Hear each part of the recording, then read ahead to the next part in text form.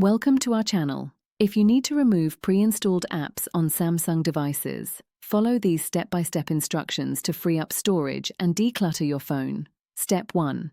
Open the Settings app on your Samsung device by tapping the gear icon in your app drawer or notification panel. Step 2. Scroll down and tap on Apps to view all installed applications on your device. Step 3. You will see a list of all apps including system apps and pre-installed bloatware. Step 4. Tap on any pre-installed app you want to remove, such as Samsung apps or carrier bloatware. Step 5. If the app can be uninstalled, you will see an Uninstall button. Tap it and confirm to remove the app. Step 6.